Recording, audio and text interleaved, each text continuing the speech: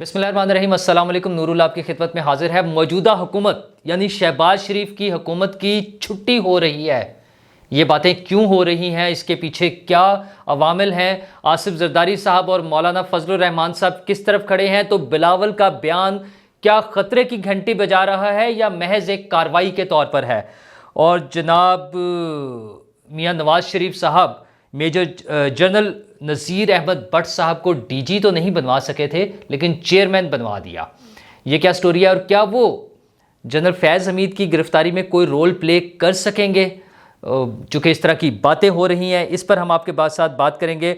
और जनाब chief justice को ख़त भी लिख दिया है और तोशा खाना केस की जो है टीवी पर समाज चाहते हैं इमरान खान साहब, लेकिन छुप के खड़ा है कप्तान, ऐसे साइड पर होके छुप के।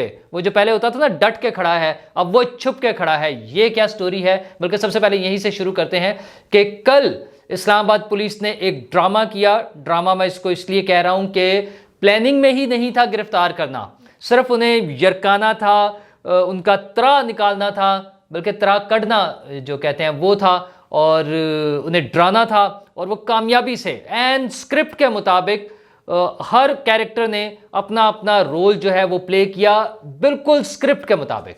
प्लान ही ये हुआ था कि वहां जाएंगे, ये कार्रवाई होगी। हाँ, एक चीज़ मिस हो गई उस सारे स्क्रिप्ट में से, और वो ये थी कि मॉब की तरफ से, वहां जो क्राउड होगा उसकी तरफ से जो रिएक्शन आएगा, यानी धींगा मुश्ती, लड़ाई, मार कुटाई, पुलिस वालों को मारना, पुलिस की गाड़ियां तोड़ना, ये सारी चीज़ें ये नहीं हो सकी भाई, ये मिस हो गया। अच्छा, वो चूँकि उनके पास शायद इतनी पावर नहीं थी, वो नहीं हो सका। ये सब मैं इसलिए कह रहा हूँ क्योंकि अगर इमरान खान को सिर्फ गिरफ्तार करना मकसूद होता तो बड़े आसानी से किया जा सकता था। राना सनाउल्लाह साहब जब ये फरमा रहे हैं कि जब हमने गिरफ्तार करना होगा कर लेंगे, बल्कि हम तो उस दिन इस्लामाबाद में भी कर सकते थे जब उनकी जमानत मनसूख हुई, तो ये 2 दिन इंतजार किस बात का था? और खान साहब का, लेकिन उनका जो है ना नेटवर्क कमज़ोर हो गया। इमरान खान साहब का जो मालूमात वाला नेटवर्क था, जिसपे वो बड़े फख्र से कहते थे कि मुझे अंदर से लोग खबरें दे देते हैं, वो अंदर के लोगों की कनेक्टिविटी सारी की सारी रह गई।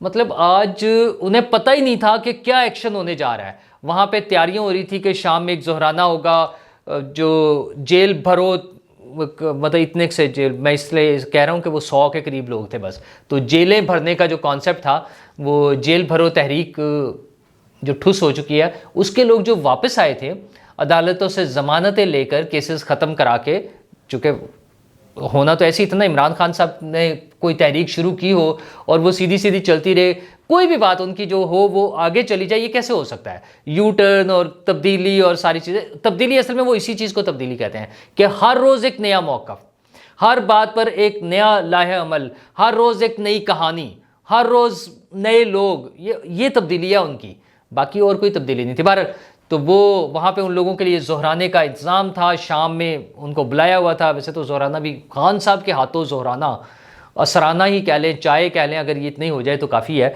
बारह उनको बुलाया हुआ था, तो वहाँ पे पहुँच गई पुलिस, और इस्लामाबाद की पुलिस आ गई। उन्होंने कहा जी हम वारंट लेकर आए हैं। वारंट दिखाने थे 7 तारीख को, यानी कल इमरान खान साहब की जो पेशी है, अब लग ये रहा है कि वो काफ़ी हद तक यकीनी हो जाएगी। अच्छा, वो फौरी तौर पे अदालत भी पहुंचे, उनके लोग अदालत से फौरी, कल ये हैरत अंगेज़ तौर पर उनको रिलीफ नहीं मिला, लेकिन आज मुमकिन है कि उन्हें रिलीफ इतना ज़रूर मिल जाए कि वो कल जब उन्होंने पहुंचना है अदालत में, उस वक्त तक उनको कोई गिरफ्तार ना करे, और वो अदालत में पहुंचे, वहाँ पर उन पर फ़र्द जुर्म आयद कर दी जाए, जो एक मामूल की कार्रवाई है। उन्हें सुनाया जाएगा क्या पर ये इल्ज़ामात हैं, उस पर वो ये कहेंगे कि नहीं मैं इससे इनकार करता हूँ, और उसके बाद वो तो बाहर आ जाएंगे, मतलब कोर्ट से, कोर्ट का वक्त ख़त्म होने के बाद, और फिर कार्रवाई आगे चल पड़ेगी। एक फॉर्मेलिटी है जो पूरी होना ज़रूरी है।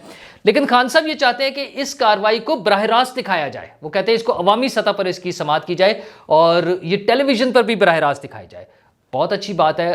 खान साहब के पास 3.5 साल हुकूमत रही, उन्हें कोई ऐसी कानून साजी करनी चाहिए थी कि किस किस्म के मुकदमात जो हैं, कोई ख़ास चाहे कैटेगरीज बता देते कि उनमें अगर एक फरीक कहे कि उसकी कार्रवाई को बराह रास्त नशर किया जाए या अवामी सतह पे कार्रवाई की जाए, तो उसकी सहूलत दे देते।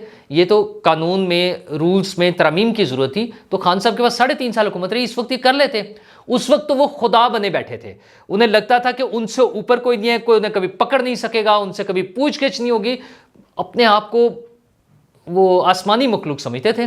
वो बड़े फख्र से कहते थे मैं तो दुआ करता हूं कि मुझ पे 62 63 लगे, क्योंकि उन्हें पता था या उनके इंफॉर्मेशन के मुताबिक ये था जो उन्हें यकीन दहानी कराई गई थी कि खान साहब आपको किसी ने नहीं पूछना, आप ही माई बाप हैं, आप महात्मा हैं, आप मसीहा बना दिए गए हैं इस कौम के लिए। तो उस चक्कर में वो थे।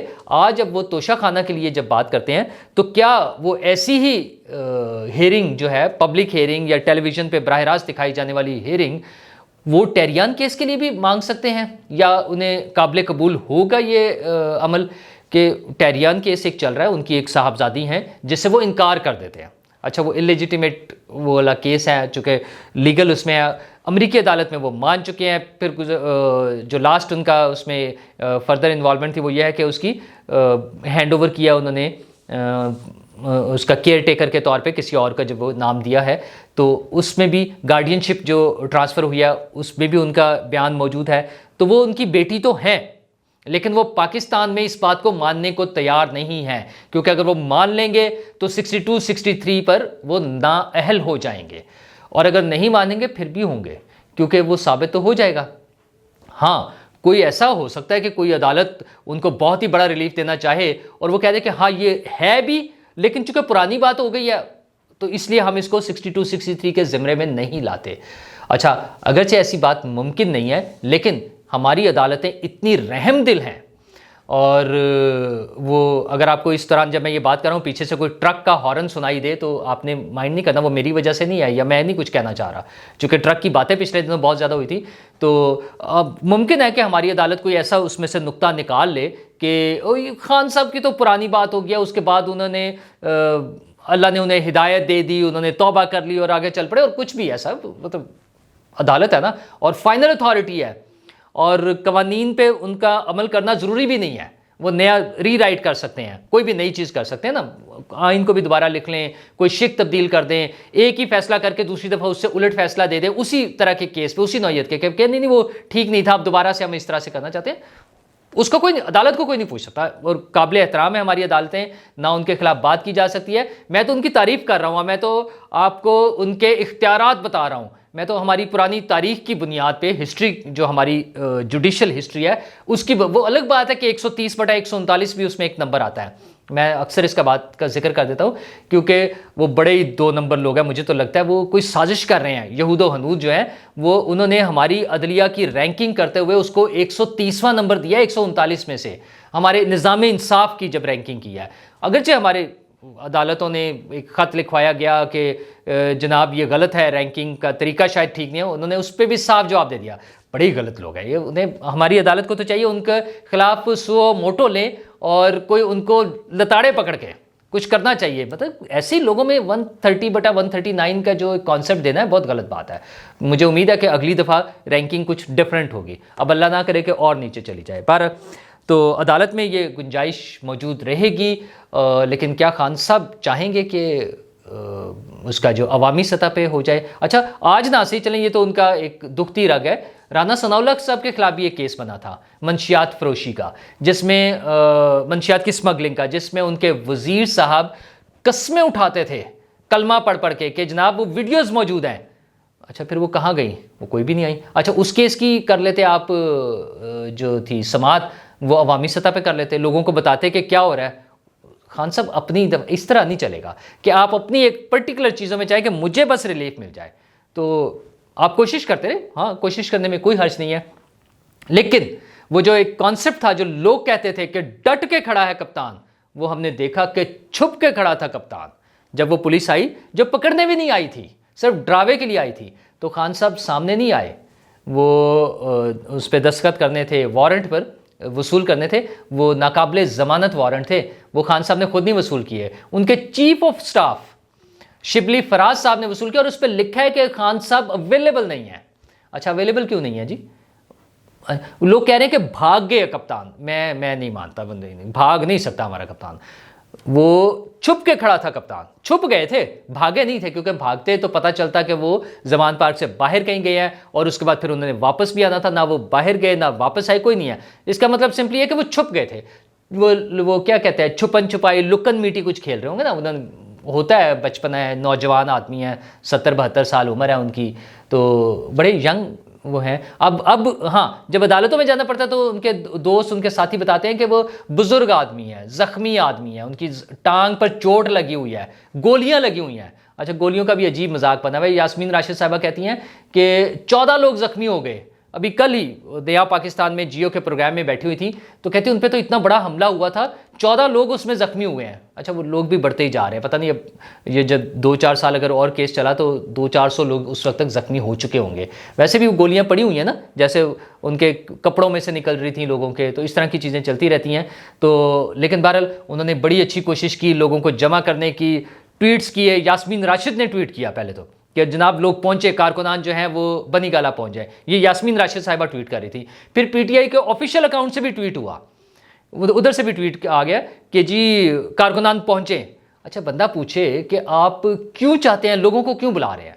एक कानूनी अमल है, अगर उनके लोगों का ख्याल ये था कि ये गैर आईनी है तो उसके बाद भी अदालत में जाया जा सकता है, और अदालतों के दरवाजे खुले हैं, और खान साहब के लिए तो बहुत ही खुले रहते हैं, बड़ी बड़ी अदालतें खुल जाती हैं। तो परेशानी किस बात की थी? वो लोगों को लड़ाना चाहते हैं, वो स्टेट के इदारों के सामने खड़ा करके वो चाहते हैं कि कोई क्लैश हो, कोई हंगामा आराई हो, कुछ लोगों का खून बह जाए और फिर मामला ज़्यादा ख़राब हो जाए और सियासी अमल डीरेल हो जाए। ये टोटल खान साहब की ख्वाहिश है।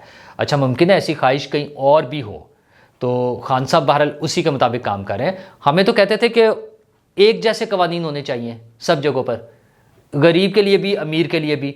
तो फिर जब आपके लिए पुलिस आती है तो फिर लोगों की शील्ड क्यों बन जाती है? फिर इमरान खान साहब अवेलेबल क्यों नहीं रहते?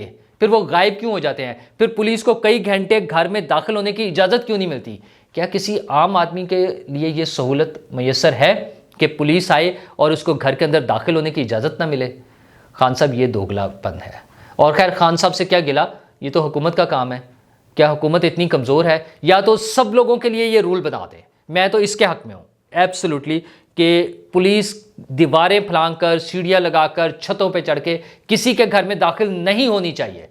तो जब एक आम आदमी के घर में जब पुलिस चली जाती है तो वो भी गलत है, उसको भी बंद करना चाहिए। फिर ठीक है, फिर सबके लिए बराबर कर दें। मतलब ये क्या हुआ कि जो आपके पॉलिटिकल लीडर्स हैं या जो ताकतवर लोग हैं उनको ये सहूलत हासिल है, आम आदमी को ये सहूलत हासिल नहीं है। लेकिन बहरहाल फ़िलहाल तो यूँ ही चल रहा है। लेकिन ये जो ये बातें चल रही हैं उसके साथ साथ ये भी चल रहा है कि इस हुकूमत की छुट्टी होने जा रही है। पीडीएम की ये जो हुकूमत है शहबाज शरीफ साहब की क़यादत में, ये छुट्टी होने जा रही है। अगरचे कल ही के बयानात अगर हम देखें तो मौलाना फजलुर रहमान साहब का बयान तो यह है कि पैसे नहीं है, इलेक्शन नहीं कराने। मतलब वो तो हुकूमत की साइड पर खड़े हैं कि इलेक्शन नहीं कराने। उन्होंने कहा लोगों को, गरीब आदमी को रोटी नहीं मिल रही है और 80 अरब रुपये वोट के लिए लगा दें।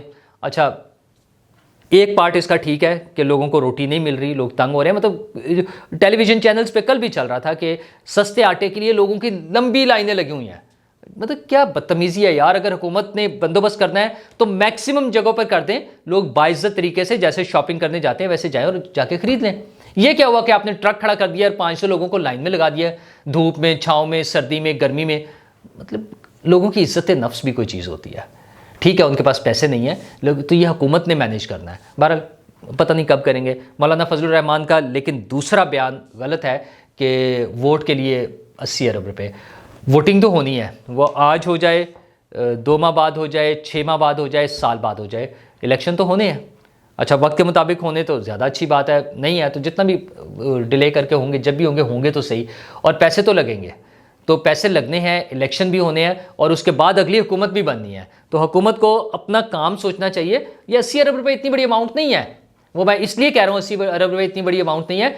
50 अरब रुपये तो मलिक रियाज साहब वाले पड़े हुए हैं, वो मंगवा लें, निकाल लें, किसी में हिम्मत है तो। मरियम नवाज साहिबा कल भी टेलीविज़न पर बैठकर ये बात सुना रही थी हमें कि वो 50 अरब रुपये इमरान खान साहब ने वापस दे दिए मलिक रियाज साहब को। मोहतरमा, आपकी हुकूमत है, आप ये लोगों को सवाल करने की बजाय अपनी हुकूमत से कहें कि वो निकाल लें, पकड़ लें। डॉक्यूमेंटेड मौजूद है, NCA national crime agency England का जो लेटर उसमें मौजूद है, उनके अहकामात मौजूद है, उन्होंने जो पकड़ के पैसे दिए थे वो रिकॉर्ड पर मौजूद है। 50 अरब डॉलर पड़ा हुआ है सुप्रीम कोर्ट के अकाउंट में, मंगा लें, निकालें, मलिक रियाज साहब के खाते में एडजस्ट कराने की बजाय हुकूमत को दें और कर ले जो इस्तेमाल करना है उसका। तो ये बातें, जुबानी बातें अपनी जगह है, लेकिन प्रैक्टिकली कुछ करके दिखाएं, तब पता चलेगा। तो लेकिन बिलावल भुट्टो का बयान जो है वो एक अलार्मिंग है। उन्होंने कल बयान दिया है कि अगर सैलाब मुतासरीन के हवाले से तो उन्होंने बात किया, नो डाउट उसमें वो लोग अभी तक मुश्किलात का शिकार हैं, काम की बहुत ज़्यादा ज़रूरत है, हमेशा रहती है किसी भी सानहे की सूरत में, और ये तो बहुत बड़ा सानहा था, बड़ी एक तबाही थी, तो उसमें ज़रूरत है बहुत ज़्यादा काम करने की। अगर हुकूमत काम नहीं कर रही है तो बिलावल भुट्टो का बिल्कुल फ़र्ज़ बनता है कि वो इस तरफ देखें। लेकिन उसके साथ उन्हें पहले ये बताना चाहिए था कि सिंध गवर्नमेंट क्या काम कर रही है, क्योंकि एक पूरी हुकूमत उनके अंडर है बराह रास्त। वो जो काम कर रही है क्या उसने जिम्मेदारियां पूरी कर दी हैं जितनी सूबाई हुकूमत के अंडर थी? उसके बाद वो वफाकी हुकूमत से खुद बात करें। अच्छा, क्या हमसे वादे पूरे ना किए गए तो हम हुकूमत छोड़ देंगे? ये इस तरह के बयानात वो MQM की तरफ से आते थे और उसको संजीदा नहीं समझा जाता। बिलावल भुट्टो एक बड़ी पार्टी के लीडर है, उन्हें बैठकर हुकूमत से मुज़ाकरात करके बातचीत करके आगे चलना चाहिए। जैसे जरदारी साहब ने कहा, जरदारी साहब ने कहा कि हम शहबाज शरीफ के साथ हैं, बिल्कुल ठीक बात है, आपकी पॉलिटिकल अलाइनमेंट्स होती हैं, आप किसी के साथ हैं या खिलाफ हैं, उस तरह से चलना चाहिए। लेकिन बिलावल भुट्टो का ये बयान तो मुझे एक वो सियासी बयान लग रहा है कि शायद कोई इलेक्शन मुहिम की तैयारी होने वाली है।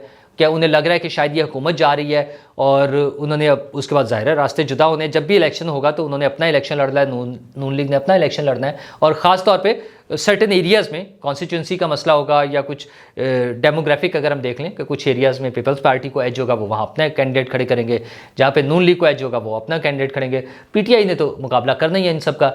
तो ये सारा सिलसिला चलता रहेगा। वो हुकूमत के जाने की भी अफवाहें ज़ोरों शोर पर हैं। वो हमारे दोस्त हैं इमरान शफकत साहब, उन्होंने तो तारीखें देनी शुरू कर दी हैं कि 16 मार्च को कुछ बड़ा होने जा रहा है। तो 16 मार्च तो दूर तो नहीं है, 10 दिन रह गए हैं, तो हम देख लेंगे, हम देखेंगे, लाजिम है कि हम भी देखेंगे।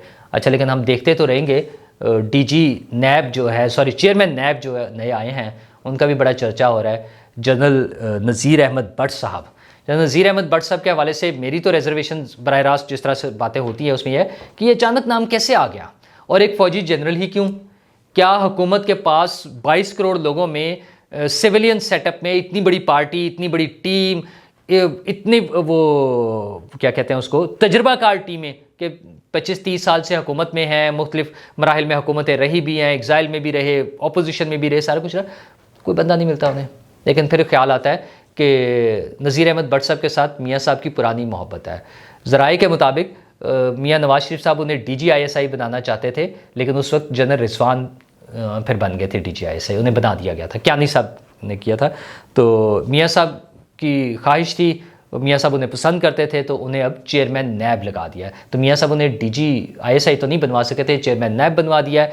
लेकिन क्या वो कोई ऐसा एक्स्ट्रा ऑर्डनरी काम कर सकते हैं जो कोई सिविलियन कोई भी शख्स नहीं कर सकता था? ये तो आने वाला वक्त ही बताएगा। सिर्फ एक दुआ या एक ख्वाहिश है कि कोई ऐसा काम ना हो जाए जिसके बाद नवाज़ शरीफ साहब या उनकी पार्टी को कहना पड़े कि हमने तो नहीं लगाया था, ये तो पता नहीं किसने नाम दे दिया था, ऐसा ना हो। और जो बातें हो रही हैं कि वो फैज़ साहब के ख़िलाफ़ कार्रवाई करेंगे, उनको पकड़ने के लिए ज़रूरी था कि DG नैब कोई जनरल होना चाहिए, तो फैज़ साहब के पास माली करप्शन कैसे, कौन से ऐसे बड़े मामलात आ जाएंगे जिस पर आप उन्हें पकड़ लेंगे जी? क्यानी साहब के बारे में बड़ी बातें हुई, वो जजीरे खरीद लिया उन्होंने, वो ऑस्ट्रेलिया जाते हैं, फिर आया कि उन पे ऑस्ट्रेलिया जाने पर पाबंदी लग गई है, उन्हें हाउस अरेस्ट किया। कुछ नहीं हो सका सर, आज तक कोई उनके खिलाफ बात नहीं कर सकता जनरल क्यानी के खिलाफ। अच्छा, वो जजीरे और वो तो अपनी बात है, पार्लियामेंट के फ्लोर पे खड़े होकर आसिफ जरदारी साहब ने बयान दिया कि $500 मिलियन दिए थे चाइना ने हमें CPEC के स्टार्ट करने के लिए। तो वो क्यानी साहब आए और वो ले गए, उन्होंने कहा अच्छा ये हमें दे दे, हम इस पर काम करेंगे। मतलब कैसे, हाउ पॉसिबल कि एक आर्मी चीफ आकर हुकूमत से, सदर से, वज़ीर आज़म से आके पैसे ले जाए कि ये मुझे दे दे, मैं करूँगा। मतलब जो हुकूमत के करने का काम था। बहरहाल ये एक आधा वाक़या नहीं है, इस तरह की तो इतने सारे वाक़यात हैं कि शायद कहाँ तक सुनोगे और कहाँ तक सुनाएं। ये तो बातें कभी कभार खुलती हैं। उनके बारे में, फैज़ साहब के बारे में आजकल बहुत स्टोरियाँ आ रही हैं। वो एक हाउसिंग सोसाइटी के लोगों का कि मुबैना तौर पर उन्होंने उन्हें अगवा कर लिया, रेंजर्स के ज़रिए उठाया, सेफ़ हाउस में रखा, ज़मीनें ट्रांसफ़र करा ली और ये क्या क्या किया। भाई वो जनरल थे, यहाँ तो छोटे मोटे लोगों के ख़िलाफ़ कार्रवाई नहीं होती। वो सानिया साहिवाल याद है आपको, लोग शूट हुए थे, सड़क पर मारे गए थे, तो उनके खिलाफ कोई कार्रवाई नहीं कर सका था, तो जनरल फैज़ के खिलाफ कौन कार्रवाई करेगा। जनरल नज़ीर भट्ट साहब मुबारक हो, चेयरमैन नैब की सीट मुबारक हो। उम्मीद है कि आपको वो सूरत हाल फेस नहीं करनी पड़ेगी जो आफ्ताब सुल्तान साहब को करनी पड़ी थी। Good luck.